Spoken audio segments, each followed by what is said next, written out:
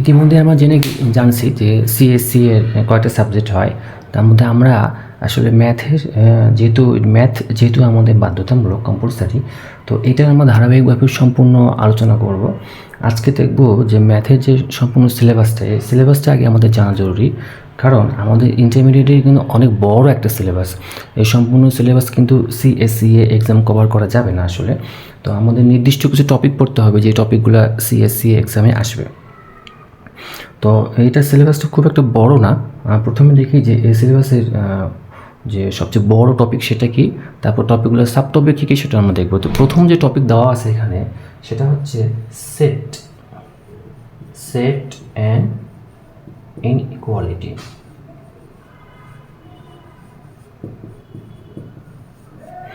তো সেট তো আমরা জানি, সেটকে আমরা বাংলায় সেটেই বলি। আর ইনইকুয়ালিটি প্রথমে বলে রাখি, সিএসসি ম্যাথে যেটা হয় আসলে, যে ম্যাথ কিন্তু সবাই পারে, অনেক ভালো ছাত্র ম্যাথে খুবই ভালো, কিন্তু যেহেতু আমরা বাংলায় পড়ে আসছি, যখনই এটা ইংলিশে হয় তখনই কিন্তু সে অঙ্কটা হয়তো পারতেছে, কিন্তু এই ইংরেজি ওয়ার্ডের জন্য হয়তো সে আটকে যাচ্ছে। তো সেই সমস্যাগুলো সমাধান করা হবে এই সিরিজে। তো এই ইনইকুয়ালিটি মানে হচ্ছে অসমতা। তাহলে সেট ও অসমতা, এটা হচ্ছে সবচেয়ে বড় টপিকটা, সেট ও অসমতা। এখন এর আন্ডারে কী কী টপিক আলোচনা হতে পারে সেটা হচ্ছে, প্রথমে আসতে পারে ডেফিনেশন। তো ডেফিনেশন মানে হচ্ছে সংজ্ঞা, যেমন সেটের সংজ্ঞা কী, ইনইকুয়ালিটিস বা অসমতার সংজ্ঞা কী, এটা আসবে। তারপর থাকে প্রপার্টিস।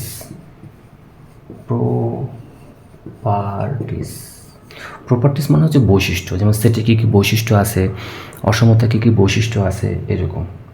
And representation.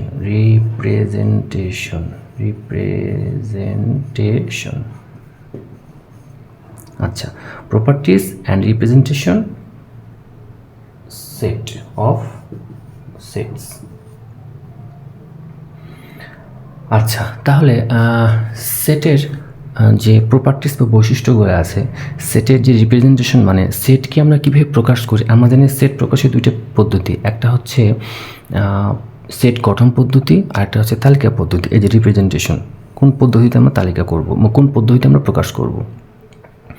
এরপরে এটা তো গেল হচ্ছে সেটের। এরপরে এটার যে সাব টপিকগুলো সেটা হচ্ছে আমাদের আছে basic properties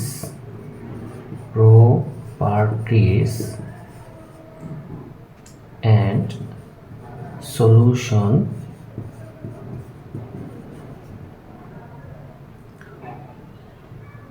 method of inequality.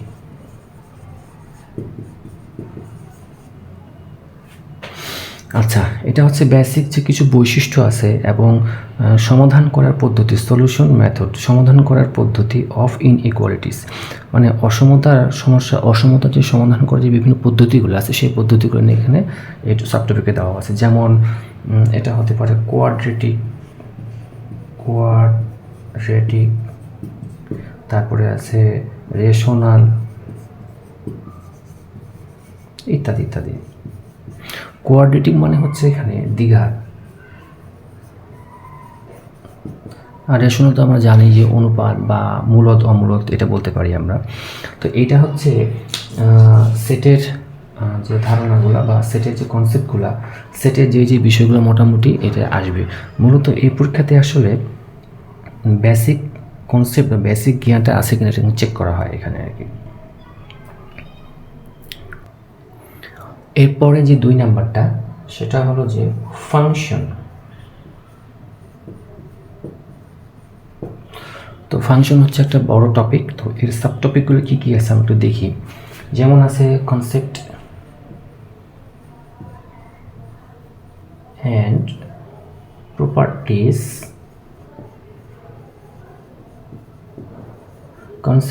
Properties of function.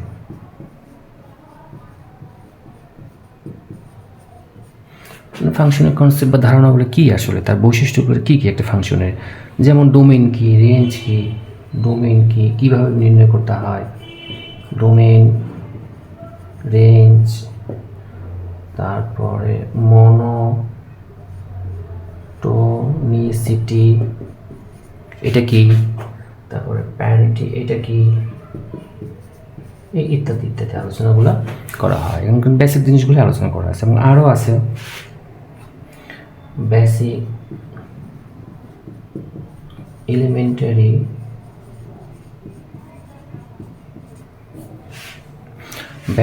Elementary function.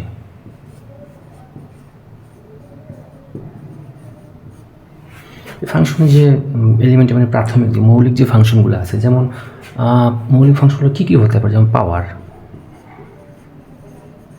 যেমন আমরা যেটা উদাহরণ দিই এফ অফ এক্স সমান সমান 2 এর পাওয়ার এক্স ধরলাম, এটা একটা পাওয়ারের একটা ফাংশন হতে পারে।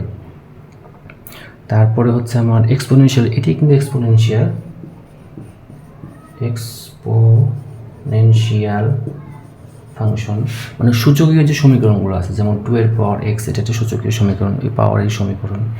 তারপর লগারিদম, লগ যেটাকে বলা হয় আর কি, লগ 3 এর পাওয়ার এক্স ইত্যাদি ইত্যাদি। এরপরে আছে ট্রিগোনোমেট্রিক ফাংশন,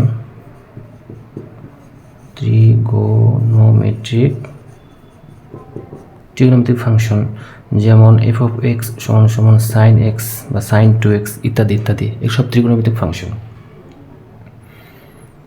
এটা গেল, ইত্যাদি ইত্যাদি গেল। এরপরে আরেকটা আছে, সেটা হচ্ছে basic of derivative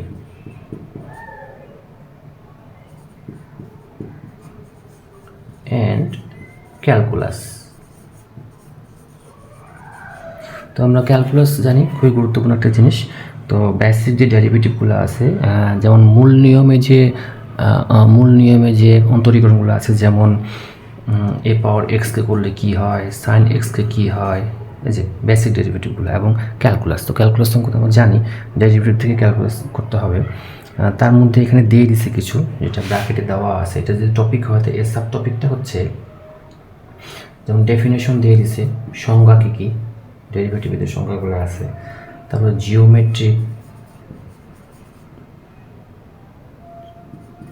geometric meaning,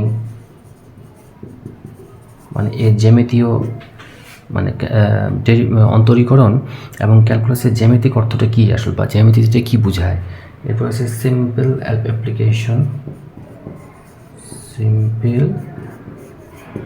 application, মানে এই যে অন্তরীকরণ এবং ক্যালকুলাসের যে প্রয়োগ বা কোথায় আমি অ্যাপ্লাই করব এটা আছে। এটা মোটামুটি ফাংশনের একটা মোটামুটি কনসেপ্ট দেওয়া আছে। এরপর যে 3 নম্বরটা, এই 3 নম্বরটা হচ্ছে জিওমেট্রি অ্যান্ড অ্যালজেব্রা, জ্যামিতি এবং বীজগণিত। তো এখানে কী কী দিচ্ছে, এখানে দিচ্ছে প্ল্যান অ্যানালাইটিক জিওমেট্রি।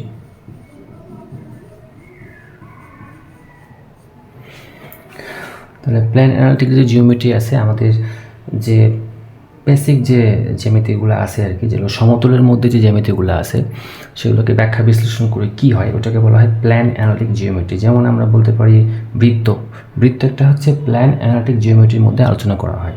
তো এখানে কী কী জিনিস দেওয়া আছে, এখানে দেওয়া আছে ডেফিনেশন মানে সংজ্ঞা, এটা সংজ্ঞা কী হবে। এরপরে দেওয়া আছে প্রপার্টিস,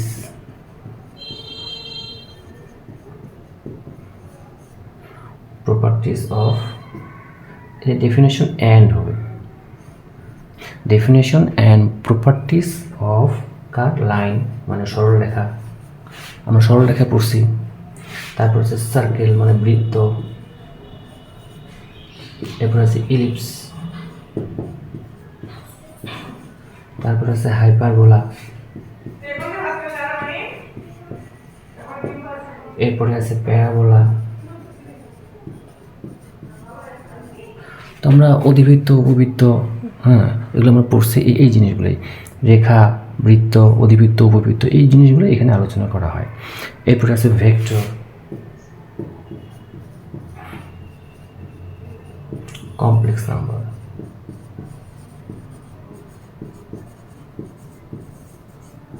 ভেক্টর এবং কমপ্লেক্স নাম্বার এই জ্যামিতির একটা অংশ। তো এখানে কি আছে, এখানে আছে ভেক্টরের যে অপারেশনগুলা, সেই অপারেশনগুলো এখানে দেওয়া আছে।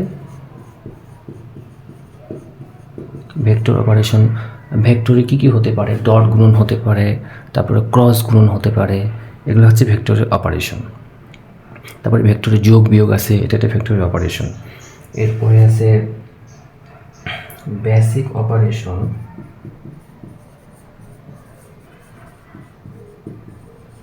Of complex number.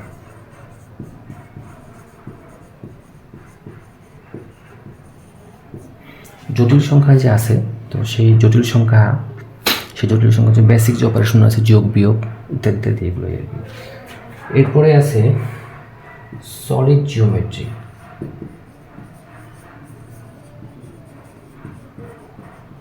Solid geometry আমরা বলতে পারি যে এখানে ঘনবস্তু নিয়ে আলোচনা করা হয় যে জ্যামিতিতে। তো সেই সলিড জিওমেট্রি, এখানে একটা ব্র্যাকেটের জিনিস দেওয়া আছে, সেটা হচ্ছে রেক্টেঙ্গেল, আয়তাকার রেক্টেঙ্গুলার কোঅর্ডিনেট, মানে স্থানাঙ্ক, মানে আয়তাকার যে স্থানাঙ্ক আছে এক্স ওয়াই, এটাকে বলে রেক্টেঙ্গুলার কোঅর্ডিনেট। এই রেক্টেঙ্গুলার কোঅর্ডিনেটের সিস্টেমটা কেমন আসলে সেটা নিয়ে আলোচনা করা আছে এখানে। সিস্টেম ইন স্পেস মানে সমতল, অ্যান্ড প্রপার্টিজ, তার বৈশিষ্ট্যগুলো কি, অফ সিম্পল সলিডস, মানে যে আমাদের যে ঘনবস্তুগুলো আছে সেই ঘনবস্তুগুলোর বৈশিষ্ট্যগুলো কেমন, আর এই যে আয়তাকার স্থানাঙ্কটা কেমন হবে, সিস্টেমটা দেখতে কেমন, সমতলের মধ্যে আয়তাকার স্থানাঙ্কটা কেমন, আর এই যে ঘনবস্তুর যে বৈশিষ্ট্যগুলো সেটা এখানে এগুলোর মধ্যে আলো। তাহলে এখানে কী কী থাকলো, এই যে বৃত্ত, উপবৃত্ত ইত্যাদি ইত্যাদি। এখানে আছে ভেক্টরের যে অপারেশনগুলো আছে, যোগ বিয়োগ গুণ ভাগ, এগুলো এখানে আছে। আর এখানে আছে ঘনবস্তুর যে জ্যামিতিগুলো, সেগুলোই আছে। এরপরে 4 নম্বরটা হচ্ছে প্রবাবিলিটি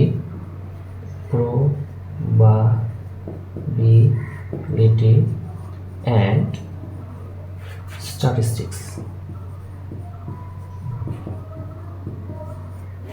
প্রবাবিলিটি মানে হচ্ছে সম্ভাবনা, আর এটা মানে হচ্ছে পরিসংখ্যান।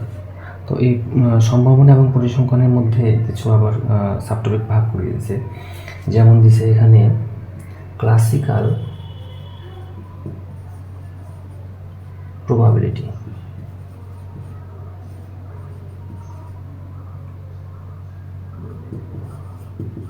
ক্লাসিক্যাল প্রবাবিলিটি মৌলিক, যা মূল যে সম্ভাবনাটা সেটা, এবং এটা একটা মডেল, যে কী মডেল আছে সেগুলো নিয়ে আলোচনা করা হচ্ছে এখানে। অ্যান্ড প্রবাবিলিটি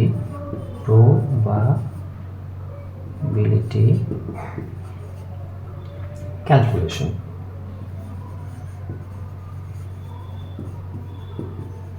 মানে বিভিন্ন অঙ্ক দেওয়া থাকবে, সেই অঙ্কের অনুযায়ী সম্ভাবনা বের করতে হবে, ক্যালকুলেশন করতে হবে, এই আর কি। এরপরে আছে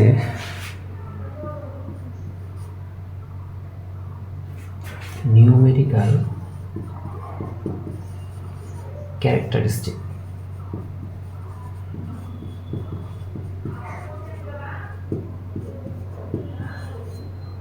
অফ ডেটা,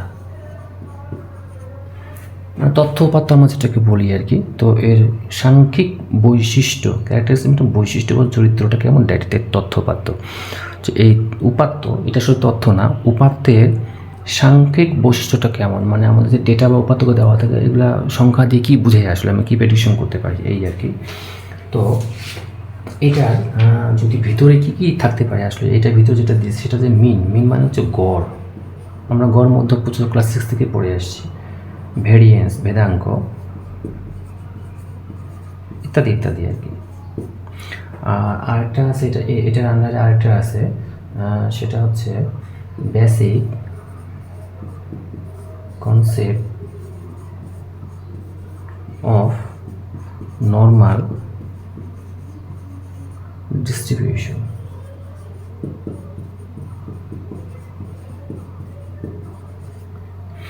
নর্মাল ডিস্ট্রিবিউশন হচ্ছে পরিসংখ্যানের একটি অংশ, এটা একটা বেসিক কনসেপ্ট দেওয়া আছে। আমি এতক্ষণ ধরে যতগুলো সিলেবাস লিখলাম এটা কিন্তু প্রত্যেকটা কিন্তু সিএসসি এর ওয়েবসাইট থেকে দেওয়া, এবং সিএসসি এর এটা কিন্তু অফিসিয়াল একটা সিলেবাস। তো এই সিলেবাসটা আমরা মোটামুটি আলোচনা করলাম। এরপর দিনে আমরা প্রত্যেকটা কনসেপ্ট ধরে ধরে আমরা আলোচনা করব। আমাদের যে প্রথম যে সিলেবাসের যে প্রথম যে অংশটা ছিল সেটা হচ্ছে যে সেট অ্যান্ড ইনইকুয়ালিটিস। তো এটা নিয়ে আমরা প্রথমেই আলোচনা করব এর পরের ভিডিও থেকে।